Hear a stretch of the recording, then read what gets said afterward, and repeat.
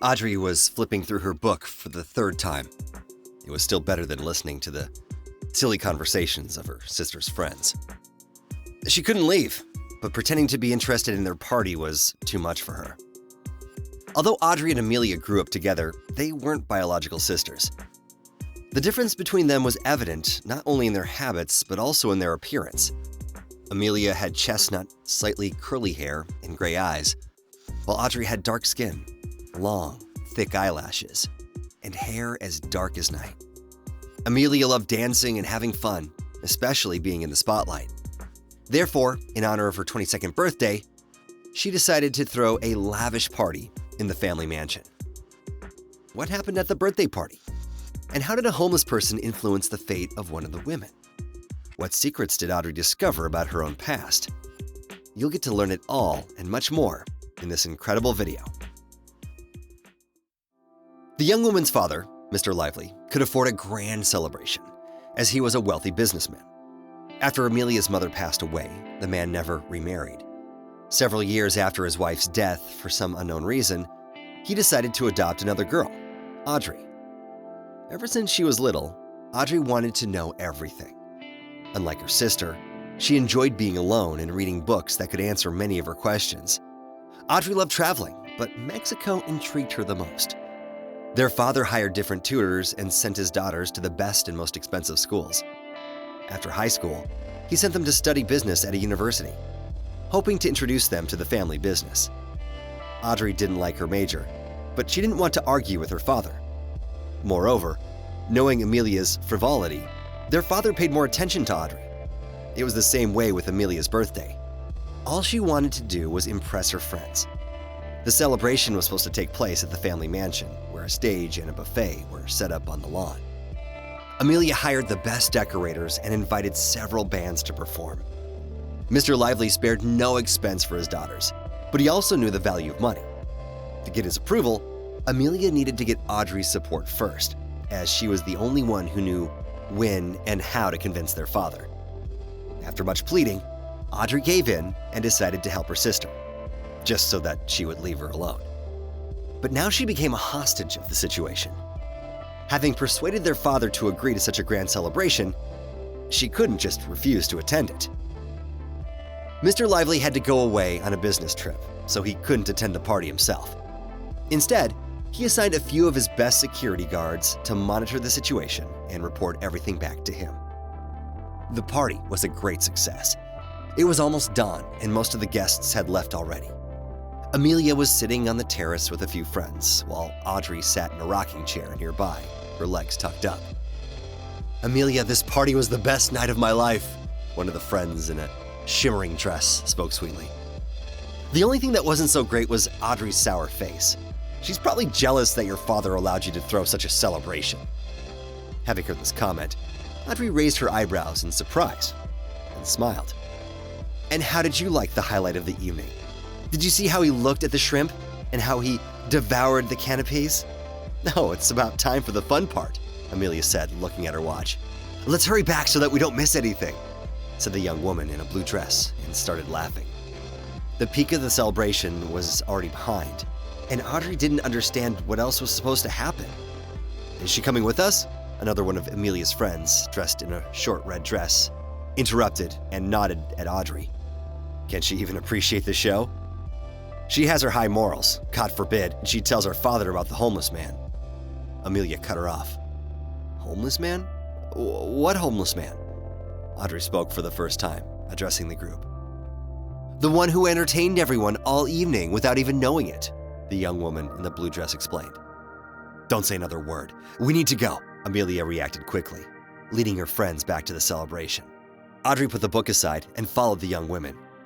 She saw a man walking among the buffet tables. He was dressed in either old, tattered clothes or simply rags. It was clear that Amelia had invited a homeless person to the party so that her rich friends could mock and laugh at him. The thought made Audrey nauseous. The homeless man approached the table with half-empty wine bottles, picked one up, twirled it, carefully examined the label, and poured some into a glass. Before taking a sip, he swirled the wine and savored its aroma. Audrey was surprised by his behavior. At that moment, the security approached the man. Amelia had informed them that a homeless person had found his way in. Meanwhile, Amelia and her friends were already inside the house, most likely watching the scene unfold from Amelia's bedroom window. But Audrey intervened, saying, "Why are you throwing our guest out?" She came closer, waiting for the guard's response. Miss Amelia reported that a criminal disguised as a homeless person had crashed the party. We're just about to remove him." Audrey came even closer and laughed. "A criminal? Amelia must have made it up to impress her friends. But look at this man," one of the security guards began to say. But Audrey immediately interrupted him. "Do you really think you could have let a homeless person into the party? How could a criminal slip past you?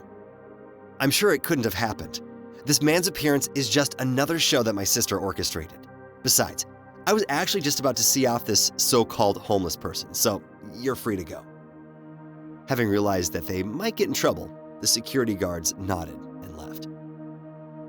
There was no one else left outside, apart from Audrey and the unknown homeless man.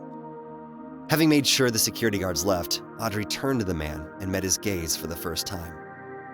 He had warm, amber eyes and a penetrating look, a small dark beard, and slightly tousled dark chestnut hair.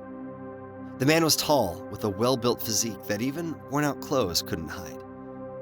Audrey noted to herself that he was quite attractive. "I have to thank you. Although maybe it wasn't worth ruining your relationship with your sister because of me," the man replied in a pleasant voice.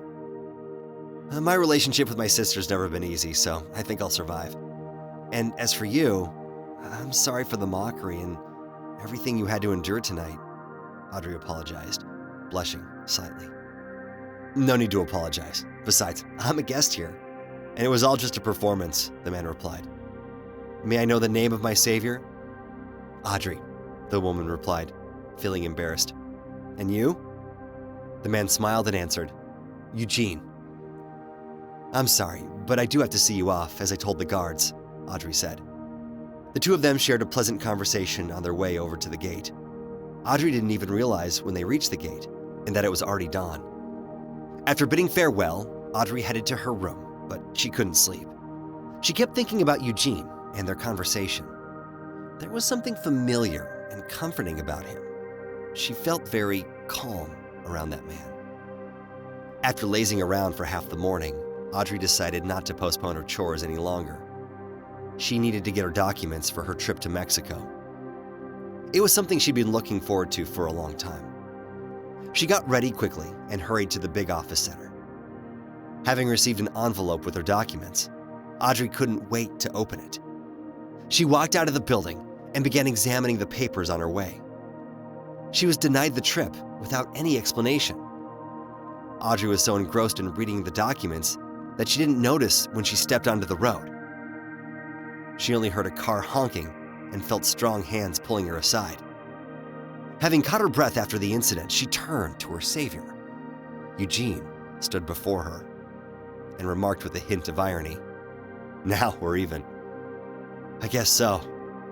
I need a strong drink, and preferably not coffee. Will you join me?" Audrey replied, gesturing towards the nearest cafe. The young people placed their orders, and a conversation ensued. Audrey shared her story of being denied a trip to Mexico and how she's sure that her father was behind it. He never wanted her to go there. His adamant refusal to let her go there made Audrey want it even more. "And what about your mother? Does she support you?" Eugene asked. Audrey's demeanor changed immediately, and she lowered her eyes. "I don't have a mother. Well, technically, I have one, but I don't know who she is or where she is. I was adopted a long time ago, so I have no one besides my father. He's never talked about my mother and quickly shut down all my attempts to find out anything about her. I feel like he's keeping something from me, but I can't figure out what it is. If it's so important to you, you could hire a private detective to get to the truth," Eugene suggested. "Yes, but I'd have to pay him, and I don't have the money. And my father is unlikely to pay for a detective to reveal all of his secrets. But it's one of my biggest dreams, to find out the truth. I've started saving money for it, but I need a lot more than I have.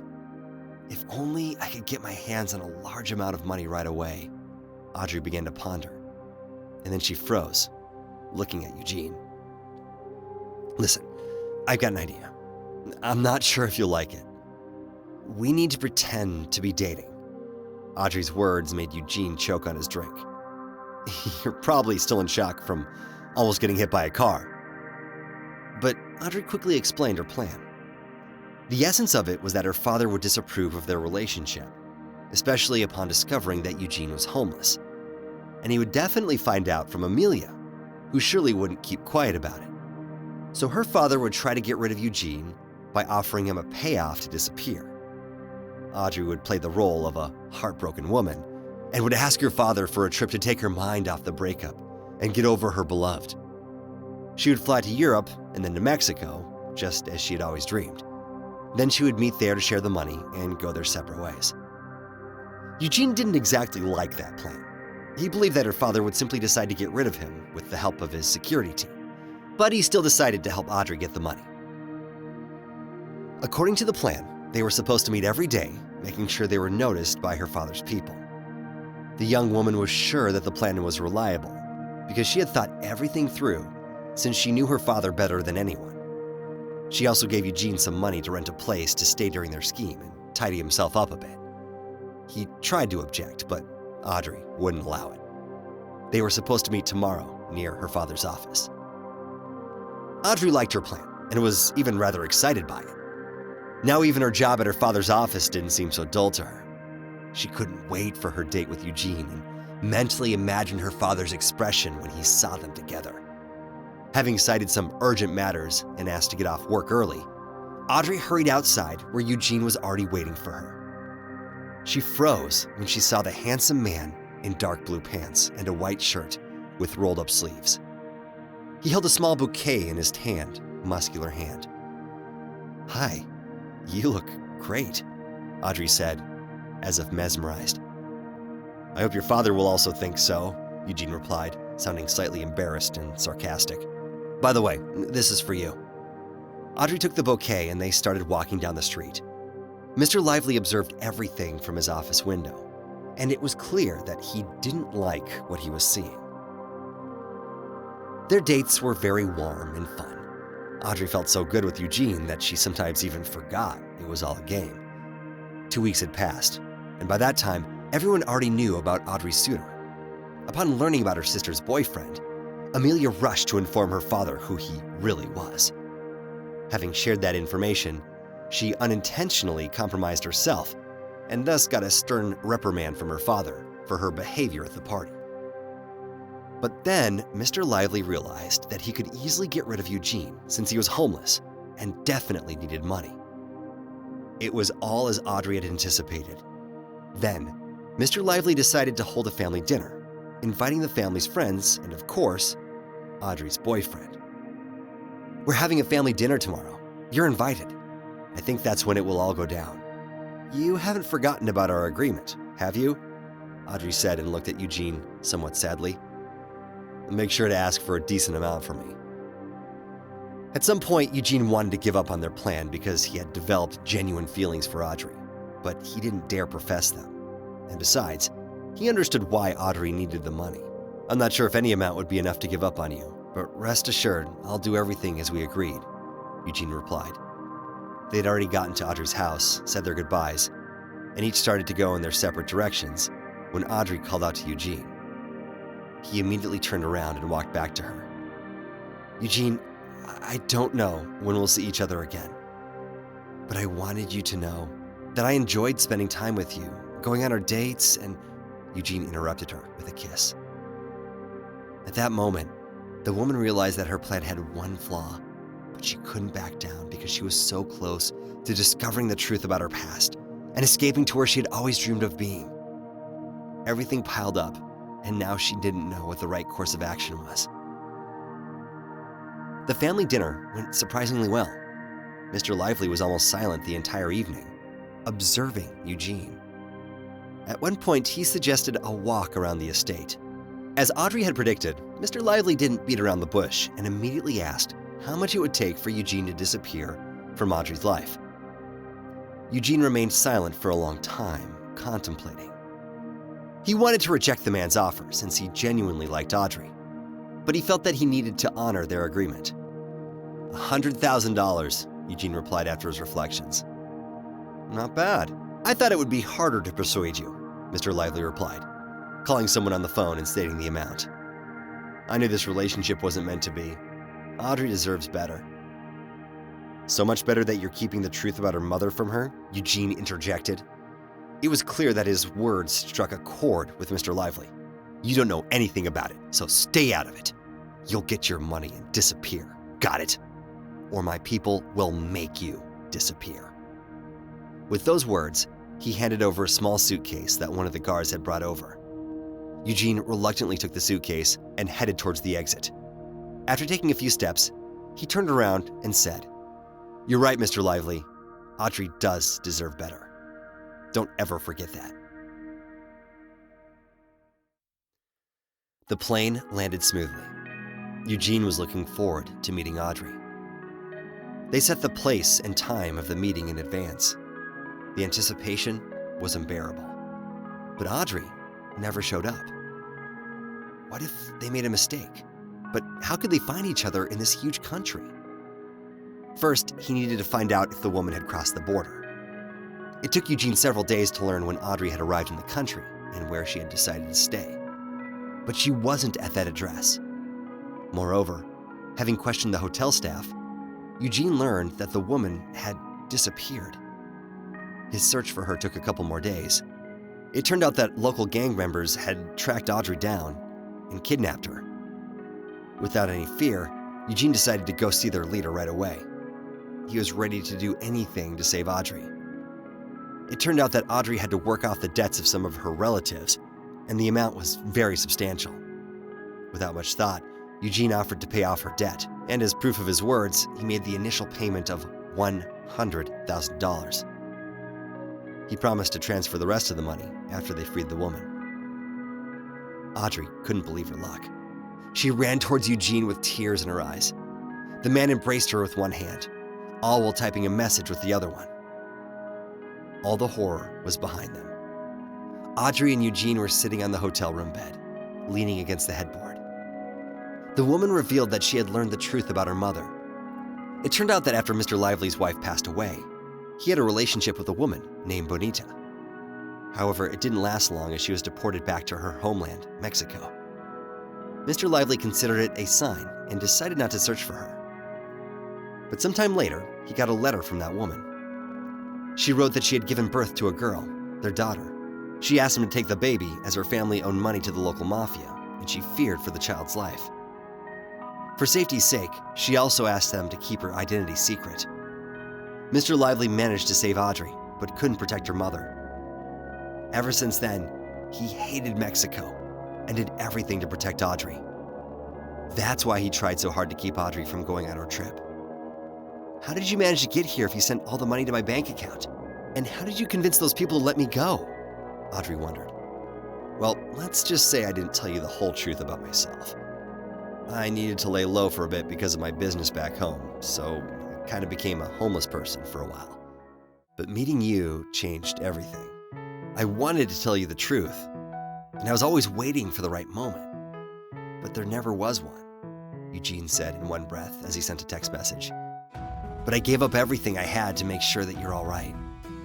So much had happened in such a short time. Audrey understood that she needed time to process everything. She didn't know where to start, but the one thing she was sure of was that she wanted Eugene by her side.